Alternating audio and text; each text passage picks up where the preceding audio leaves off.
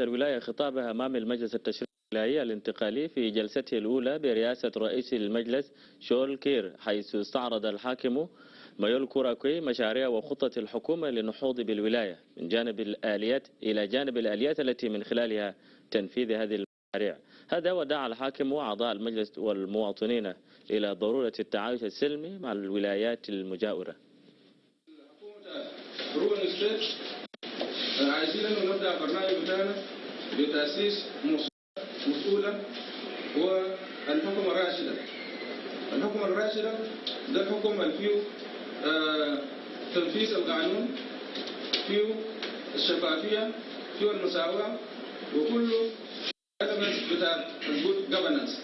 يعني لو ما قبلنا التعايش السلمي مع الجيران بتاعنا، اذا كان سلوك في شرق ولا فانجا نور بتاع فانجا بتاع لك في الجنوب الشرقي، ولا ناس بتاع جيكن وليل وميم في الجنوب، او ناس بتاع نفيج في الجنوب الغربي، وناس بتاع بيه في الغرب، والقبائل الشماليه في الشمال، نحن ما هيكون عندنا استقرار في ولايه بتاعنا. وأشاد وزير الإعلام بالولاية بالإنابة بولس بول ميك بتعاون المجلس مستعرضا القضايا التي تمت مناقشتها في الجلسة الأولى.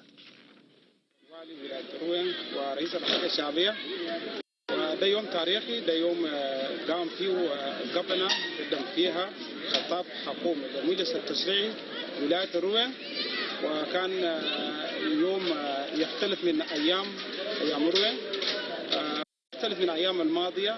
أنا يوم تاريخي ضمن فيها قوانين بتاعت عمل، وهيفسر فيها كل الأعمال بتاعت المؤسسات الحكومية، من ضمنها ربط الطرق وبعض المقاطعات، وأيضا مع الجوار من حول الولاية روين، فبنهب بنا أن نتواصل معه عبر الطرق. وفي خلاص نحن بنشكر المجلس التشريعي بقبول الخطاب بتاع الحكومة، وهذا يوم احتفالية، يوم تاريخ لمجلسي التشريعي والتنفيذي. وجهت